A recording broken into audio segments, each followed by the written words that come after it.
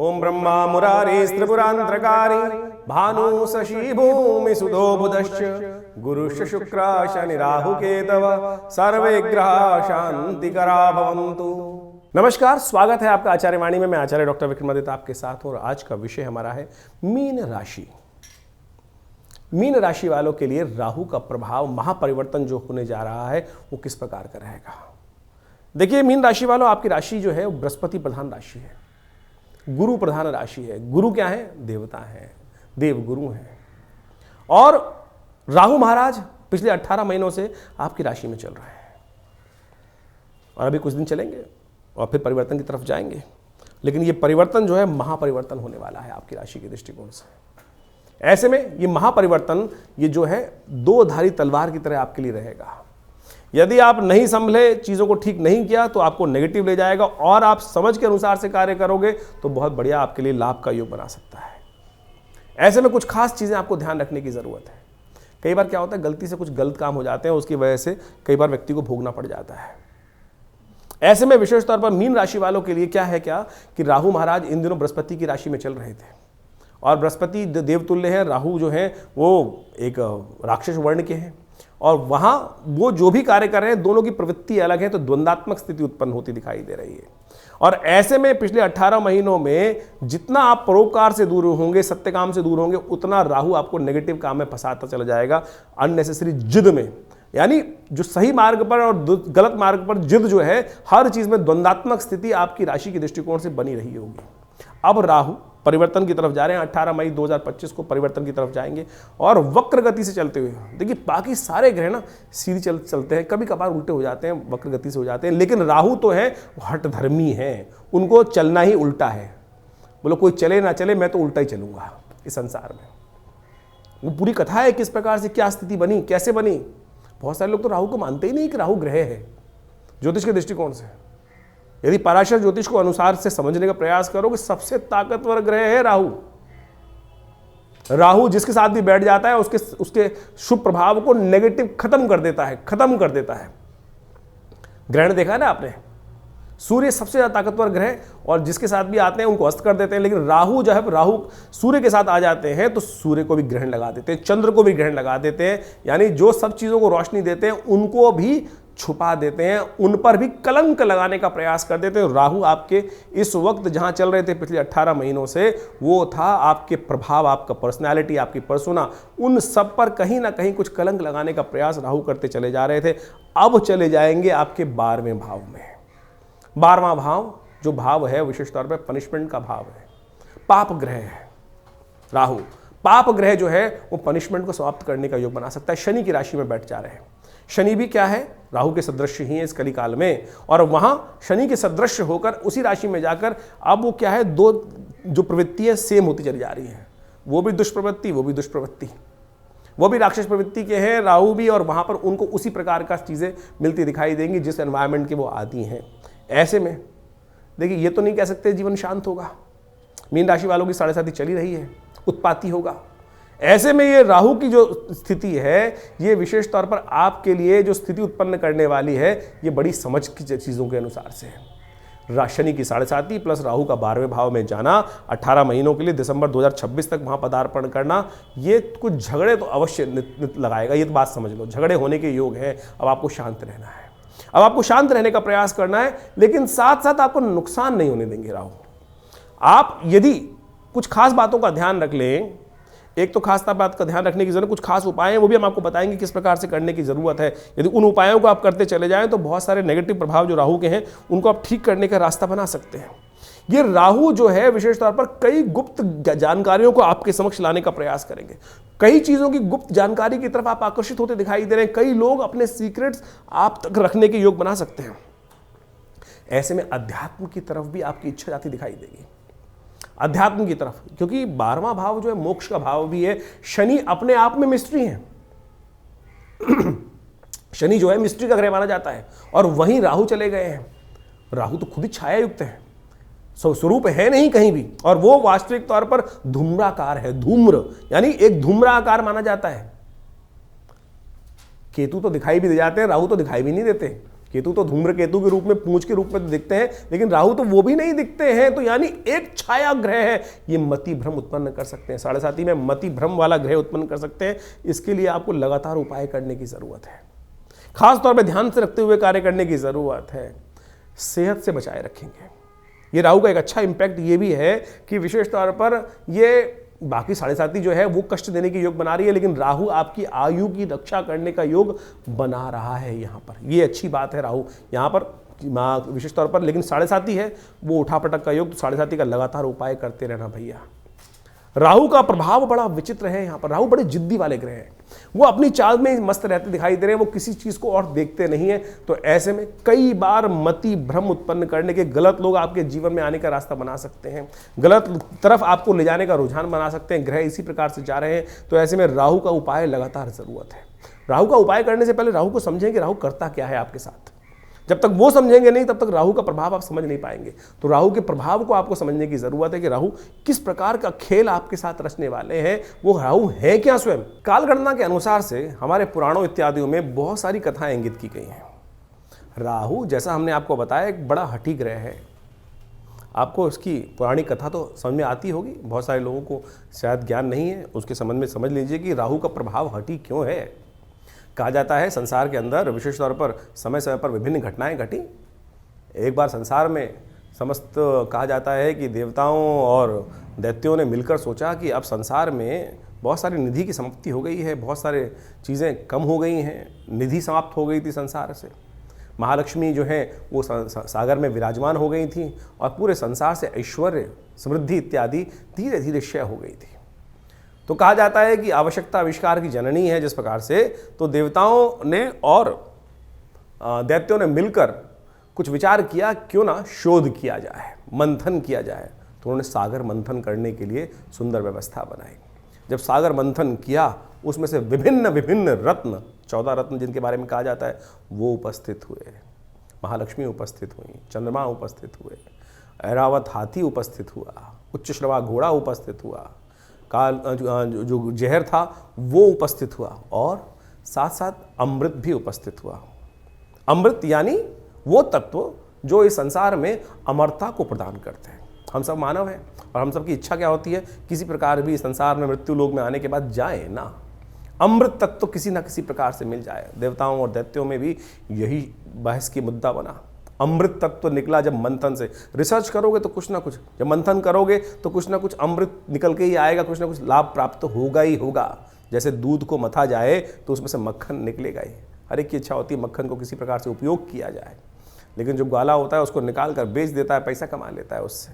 उसी प्रकार से जब अमृत निकल कर आया तो अब देवताओं ने और दैत्यों में छीना झपटी शुरू हुई, और उस अमृत को प्राप्त करने के लिए कहा जाता है कि भगवान ने जब छुपा के बहुत दिन रखा गया, उसके बाद भी वो समाप्त नहीं हुआ द्वेष आपस में, तो भगवान नारायण उपस्थित होते हैं बीच में, और भगवान नारायण ने उपस्थित होकर सबको समझाया, देखो मैं बांटता हूँ, सबको इसको बांटने का प्रयास, सुंदर रूप से व्यवस्था बनाई, और मोहिनी रूप भगवान ने धरा और कहा, भगवान अब सोचे कि बहुत सारे लोग भ्रांति उत्पन्न कर सकते हैं कि मोहिनी रूप धर के तो एक तरह से छल किया गया। देखिए एक बात समझ लें, जो इस बात को प्रतिपादित करना चाहिए, छल नहीं था, सत्य था।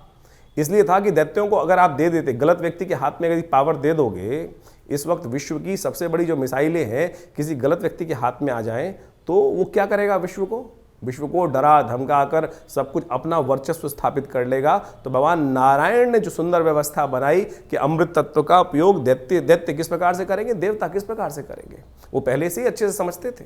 तो उन्होंने सुंदर व्यवस्था को बनाने का प्रयास किया कि दैत्यों को किसी प्रकार भी अमृत नहीं मिलना चाहिए। उन्होंने देवताओं को और दैत्यों को अलग अलग पंक्ति में बिठाया, और कहा जाता है कि जैसे ही वो अमृत तत्व उनको पिलाते थे, और देवताओं को अमृत पिलाते चले जा रहे थे, और जब अपनी माया से वशीभूत करके दैत्यों को सुरा यानी कुछ साधारण जल जो था वो पिलाते चले जा रहे थे। सबको लग रहा था कि अमृत तत्व प्राप्त हो रहा है, लेकिन भगवान का जो स्वरूप था मोहिनी अवतार में सारे संसार को मोहित कर कर इस प्रकार की व्यवस्था बना रही थी। कहा जाता है एक राक्षस था, शास्त्र में उसकी अनेक अनेक कथाएं हैं, लेकिन हमने जितना अध्ययन किया, स्वर्ण नाम का एक राक्षस था। स्वर्ण नाम का एक राक्षस था, उसने इस छल को देख लिया, पहचान गया भगवान को कि भगवान क्या कर रहे हैं कि देवताओं को अमृत पिला रहे हैं और जो दानव हैं, दैत्य हैं, उनको अमृत की जगह कुछ और पिलाया जा रहा है और समझ में किसी को आ नहीं रहा है।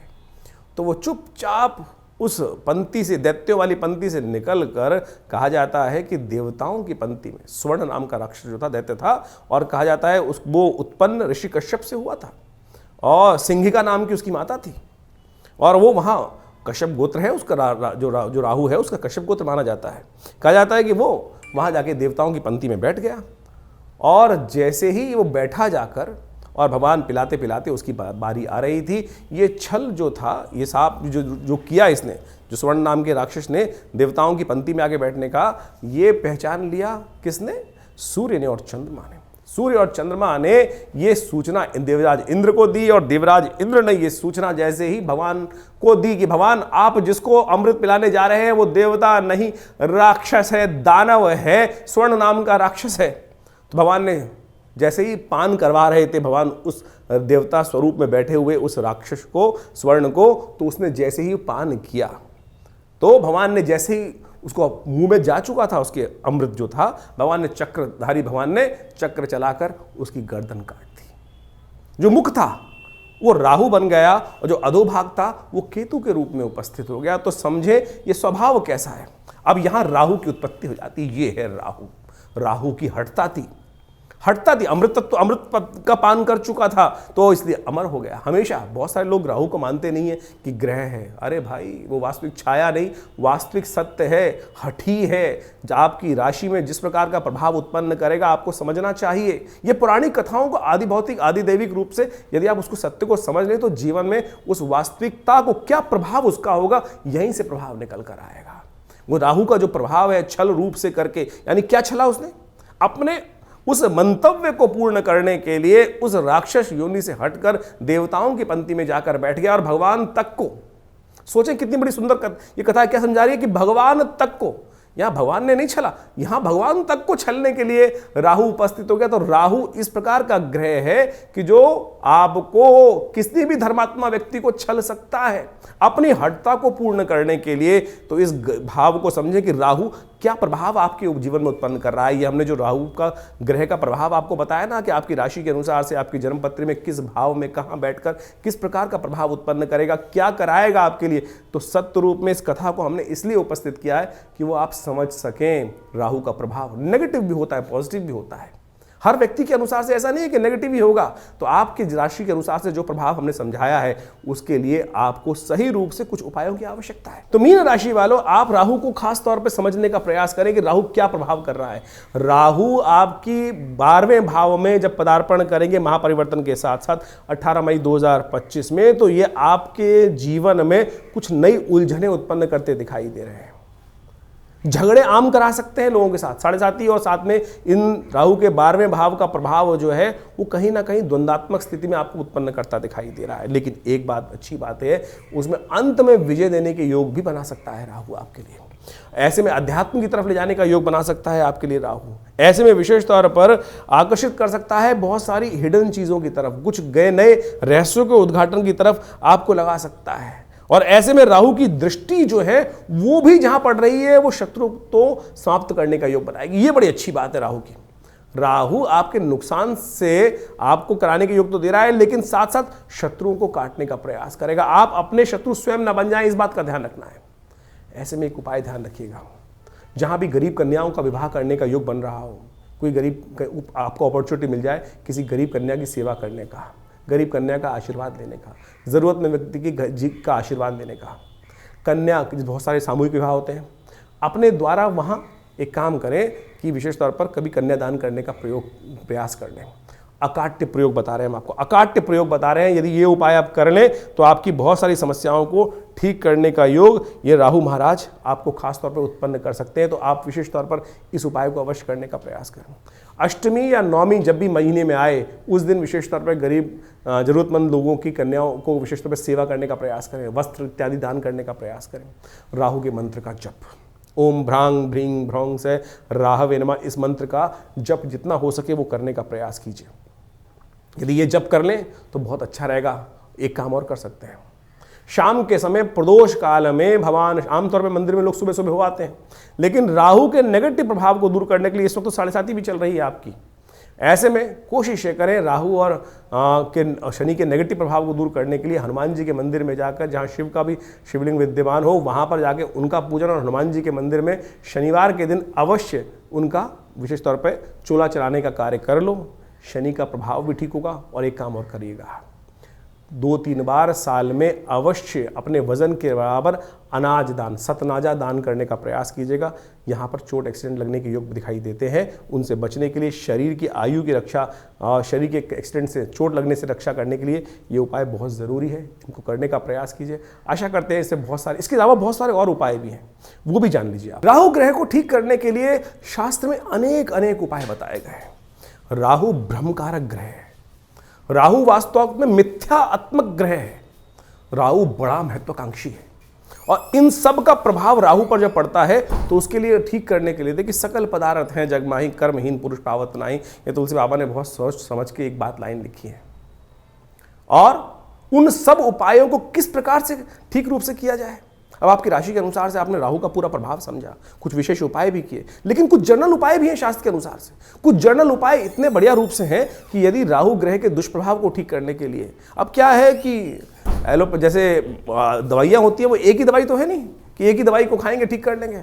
अब हर भ्रांति के व्यक्ति को ठीक करने के लिए 5 उंगलियां बराबर नहीं है, अरबों लोग हैं, और अरबों लोगों के हिसाब से अनेक उपाय। किसकी भ्रांति, किसी की दीक्षा, किसी का मंत्र में इच्छा ना हो तो राहु का उपाय कैसे करेगा, किसी की किसी और चीज़ में इच्छा ना हो तो वो कैसे राहु का उपाय ठीक करेगा। तो हम अनेक उपाय आपके समक्ष उपस्थित कर रहे हैं। देखिए, वैसे तो सबसे श्रेष्ठ जो है वो जो उपाय है राहु के, वो तो मंत्र, दान और साथ में औषधि विज्ञान के अनुसार से जो उपाय बनते हैं वही बनाने चाहिए। 3 तरह के उपाय शास्त्र में सुंदर रूप से प्रमाणित जो बताए गए हैं, 3 कैटेगरी के उपाय, वो है सबसे पहला मंत्र, फिर दान, और उसके बाद औषधि। प्रकृति से जो औषधि उत्पन्न होती हैं वो सब राहु के नेगेटिव प्रभाव को ठीक करने के लिए बहुत अद्भुत कार्य करती हैं।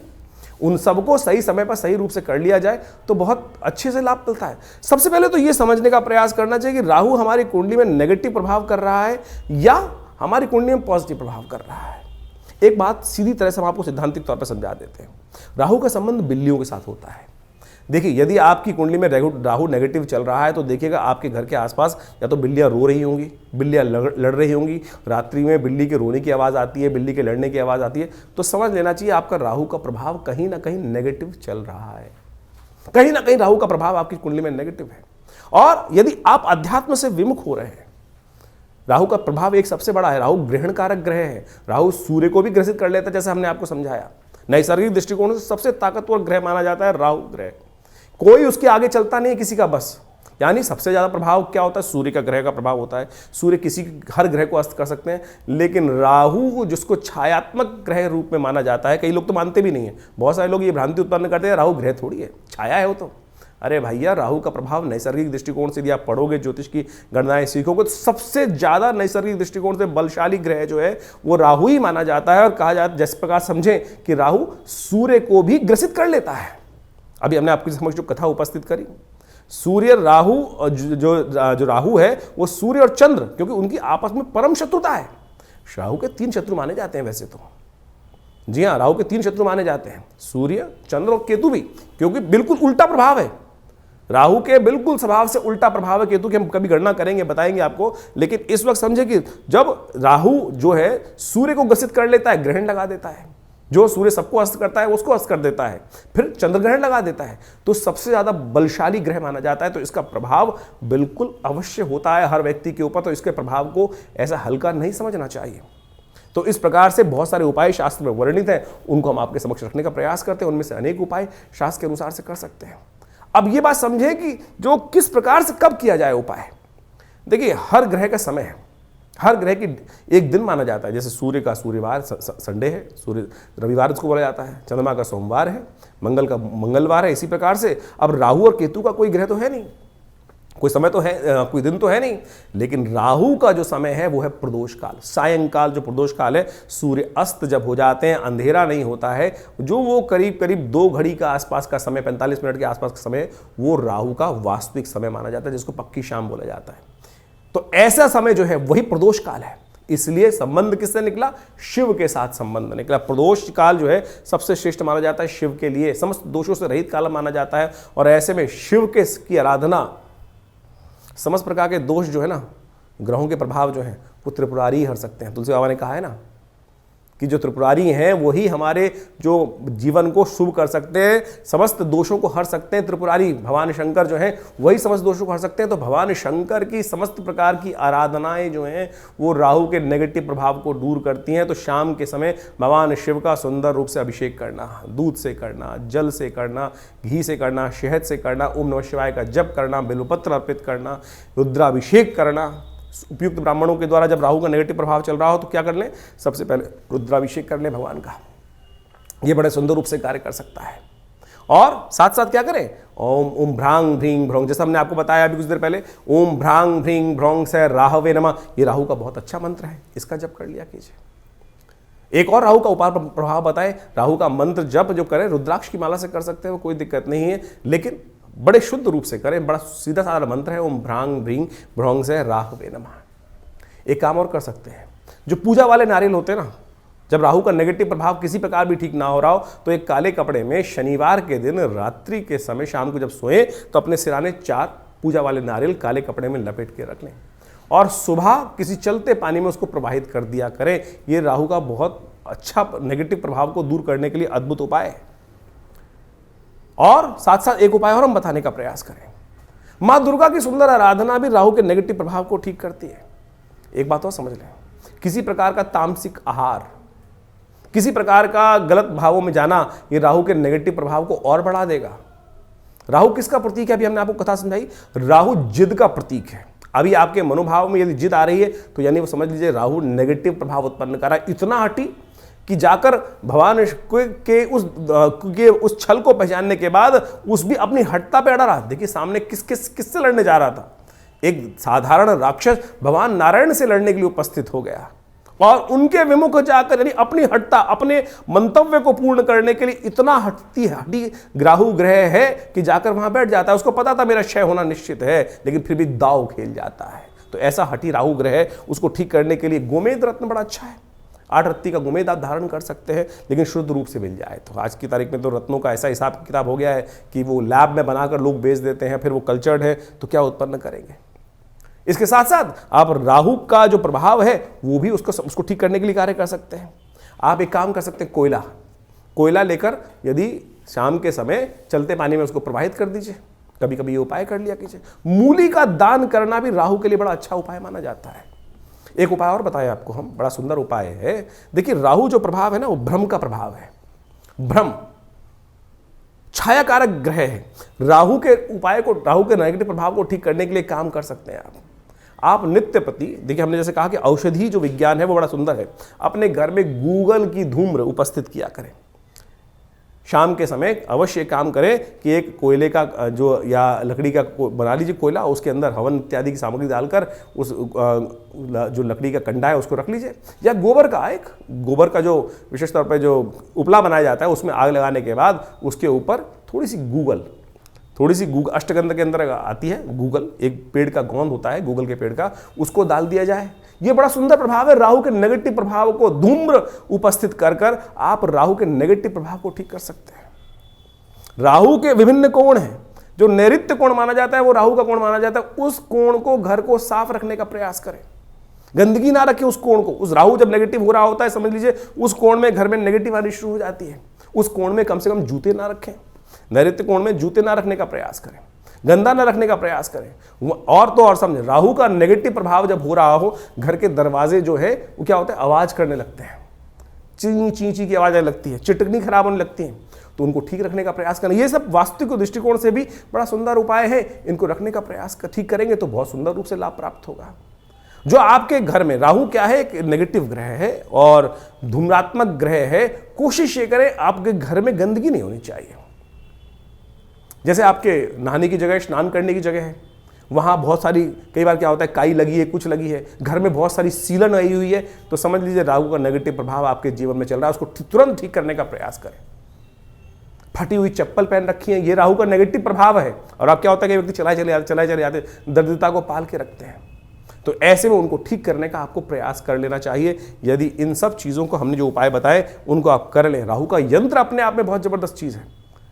राहु के मंत्र से करीब करीब 18,000 मंत्र को जप करके ओम भ्रांग भ्रीं भ्रौंग से राहवे नमः, इस मंत्र से सिद्ध करा हुआ राहु का यंत्र आप स्थापित कर सकते हैं। ये 1.5 साल तक बिल्कुल रूप घर में रखें, उसका नेगेटिव प्रभाव यदि सही रूप से जप हुआ है। बहुत सारे लोग तो जप ही नहीं करते हैं, केवल लिया और आज की तारीख में बाजार में जितने मिल रहे हैं राहु के यंत्र के रूप में उपस्थित किया गया, वो केवल आकृति नहीं है, उसको जो जैसे आप मान के चले मूर्ति प्रतिष्ठा की जाती है मंदिर के अंदर, तो मूर्ति को प्रतिष्ठा करने के लिए एक पूरा विज्ञान है, उसके अनुसार से पूजा पाठ कर 10-12 दिन तक उसकी व्यवस्था की जाती है, तब वो प्रतिष्ठित होती है। उसी प्रकार से यंत्र भी प्रतिष्ठा करने की सुंदर व्यवस्था बनाई गई है शास्त्रों के अनुसार से, तब तो वो जागृत हुआ, नहीं तो केवल वो आकृति है, नहीं तो केवल वो कागज का टुकड़ा है या जिस पे भी बना हुआ है उसका टुकड़ा है। यदि सिद्ध राहु के यंत्र को स्थापित कर आप चांदी के पत्रे पर लगा रहे अपने घर के द्वार पर लगवा दें तो राहु के नेगेटिव प्रभाव को ठीक करने के लिए बहुत सुंदर रूप से कष्ट का निवारण करने का योग बन जाता है। तो ये छोटे छोटे उपाय हम आपको बताने का प्रयास कर रहे हैं। एक काम और कर सकते हैं आप, तांबे के लोटे में जल रखकर रात्रि में रखिए और सुबह सुबह उसको किसी कटीले वृक्ष में डाल दिया करें। ये राहु के नेगेटिव प्रभाव को दूर करने के लिए सबसे अच्छा उपाय माना जाता है। वट वृक्ष का संबंध राहु के साथ भी माना जाता है। वृक्षारोपण, किसी देवस्थल पर जाकर आपके द्वारा कोई वट वृक्ष लगाएं और घर के नैऋत्य कोण की तरफ लगाने का प्रयास करें। घर के नैऋत्य कोण की तरफ यदि आप कोई ऐसा बड़ा विशाल वृक्ष लगाकर दूर, घर से दूर पार्क इत्यादि में नैऋत्य कोण की तरफ चलते हुए लगाएं और उसको नित्य प्रति पोषित करें, तो ये राहु के नेगेटिव प्रभाव को ठीक करने के लिए बहुत अच्छा उपाय कर सकता है। सीधे साधे उपाय जो हमने आपके समक्ष उपस्थित किए हैं, ये करेंगे तो बहुत अच्छा रहेगा। सबसे बढ़िया श्रेष्ठ उपाय भगवान शिव की आराधना, तिलोदक, तिल के जल से तिल मिलाकर उसके द्वारा भगवान का सुंदर अभिषेक, भस्म के द्वारा भगवान का अभिषेक करना, ये समस्त चीज़ों से राहु का नेगेटिव प्रभाव, देखिए इतने उपाय हमने आपको बताए, इनको समझ लीजिए, करेंगे तो बहुत सुंदर रूप से आपके नेगेटिव प्रभाव को ठीक करने के लिए राहु अद्भुत रूप से आपकी सहायता ही करेंगे, लाभ ही देंगे। तो ये आपने राहु का जो प्रभाव है आपकी राशि के अनुसार से समझा, लेकिन जन्मपत्री तो है, पूरे बहुत सारे ग्रहों का योगा योग का प्रभाव है, वो उसको समझना चाहिए।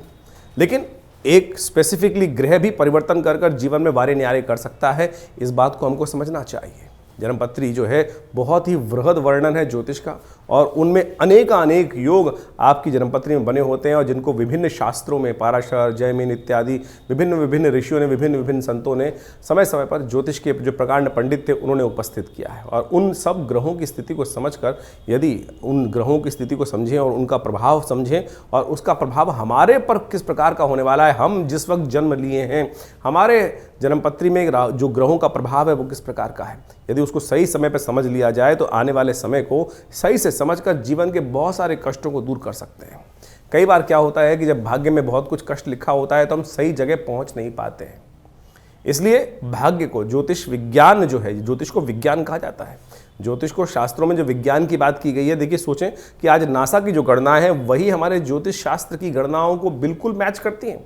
चाहे वो ग्रहण का प्रभाव हो, चाहे वो ग्रहों की दूरी हो, चाहे वो ग्रहों की गति हो, चाहे वो ग्रहों का जिस प्रकार से अस्त होना, दिखाई देना, किस प्रकार का योगा योग बनना है, कब, आज नहीं 100 साल बाद का भी गणना ज्योतिष शास्त्र के अनुसार से बताई जा सकती है, और वो बिल्कुल एग्जैक्टली मॉडर्न एस्ट्रोनॉमी के पॉइंट ऑफ व्यू से बिल्कुल एग्जैक्ट बैठती हैं। तो आप इस बात को सत्य रूप में समझ लें कि ज्योतिष के प्रकांड पंडित जिन्होंने इस संपूर्ण ज्योतिष विज्ञान की संरचना अनादिकाल से करी, अनादिकाल से, कोई इसको गणना की जाए कि 100 साल, 500 साल पहले, 1000 साल पहले या 2000 साल पहले, नहीं, अनादिकाल से भारत के अंदर वेद विज्ञान के अनुसार से जो सृष्टि संवत लिखा गया वो करोड़ों में है, और उसके अनुसार समझ सकते हैं कि हमारी काल गणना बिल्कुल एग्जैक्ट कहाँ से रही, हम विकसित थे, विकसितता की तरफ चलते चले जा रहे हैं। और ज्योतिष की महत्ता इसी बात से प्रपूरित हो जाती है कि ज्योतिष की जो गणनाएं हैं वो बिल्कुल आज मॉडर्न साइंस के अनुसार से एग्जैक्ट बैठती हैं। तो इस बात को हमें ज्योतिष विज्ञान को समझना चाहिए और ग्रहों की गणना के अनुसार से चीज़ों को समझते हुए कार्य कर लेते हैं। बहुत सारे लोग विडंबनाएं मन में उत्पन्न कर सकते हैं कि सब बकवास है, कुछ नहीं है, क्या नहीं है। ऐसे तो मॉडर्न जो हेल्थ पॉइंट ऑफ व्यू से जो मॉडर्न विज्ञान है उसके अनुसार भी बहुत सारी चीज़ जंजाल बन जाती हैं। और लेकिन जब भाग्य होता है तो सही दिशा, सही डॉक्टर पे व्यक्ति पहुंच जाता है और उसके द्वारा बताए गए निदान को प्राप्त कर आरोग्यता प्राप्त कर लेता है। वही ज्योतिष विज्ञान है कि सही समय पर हमें सही समय की चाल समझ में आ जाए और उसका प्रभाव हमारे जीवन पे किस प्रकार का प्रभाव होने वाला है वो समझ में आ जाए, तो हम जीवन के वारे कष्टों को दूर कर सकते हैं, वारे न्यारे कर सकते हैं। तो इसलिए अपनी ज्वरम पत्री को समय समय पर दिखाते रहना चाहिए।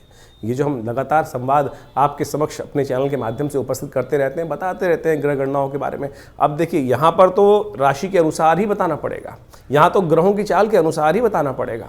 क्यों? क्योंकि अरबों लोग हैं संसार के अंदर, हर एक का भाग्य अलग है। बिल्कुल जो आपके मन में प्रश्न उठ रहा है कि हम जो ज्योतिष की राशि के अनुसार से बात करते हैं तो 12 राशियों में पूरे संसार को नहीं बांट सकते, बिल्कुल सही बात है कि उसको, लेकिन आउटर पेरिफेरल तो सेट कर सकते हैं। क्या योगा योग है, वो उस योग के अनुसार से समझ तो आ सकती है चीज़ें, लेकिन आपकी जन्म पत्री में किस प्रकार का योग कैसा बनने वाला है, कब बनने वाला है, उसको क्या निदान किया जाए, उसके लिए आवश्यकता है कि जो पर्सनल जो कंसल्टेशंस होती हैं, जन्म पत्री में विचार विमर्श किया जाए, वो समय समय पर परिवर्तन होता रहता है। और उसके लिए आप समझें, जानें, और उसके लिए पर्सनली आप आश्रम पे आ भी सकते हैं, संपर्क साध सकते हैं।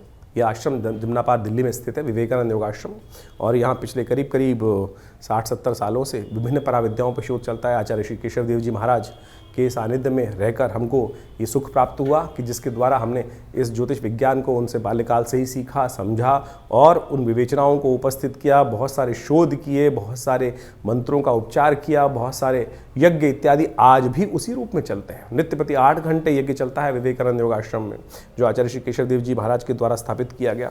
आप भी उस यज्ञ में समय समय पर जो कार्यक्रम होते हैं उसमें आके स्थित हो सकते हैं। विभिन्न ग्रहों के उपचार किए जा सकते हैं, विभिन्न ग्रहों की जो समस्याएं हैं उनके निदान जो है ना वो अनेक रूप से बताए गए हैं। सबसे बढ़िया मंत्र जप, यज्ञ, यंत्र, दान इत्यादि बताए गए हैं। औषधि के अनुसार से बहुत सारे उपाय बताए गए हैं, उन सबको हम समय समय पर आपके समक्ष उपस्थित करते रहते हैं।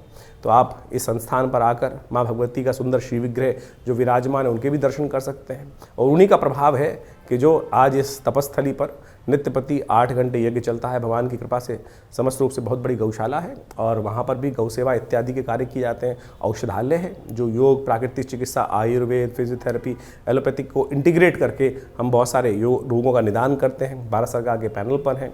भारत के जो एक्रेडिटेशन अथॉरिटी है NABH, उससे एक्रेडिटेड हॉस्पिटल है, यानी मॉडर्न फैसिलिटी के साथ साथ इस संस्थान को बनाया गया है। आप इन समस्त चीज़ों का लाभ लेते हुए आप इस संस्थान से जुड़ें। धन्यवाद।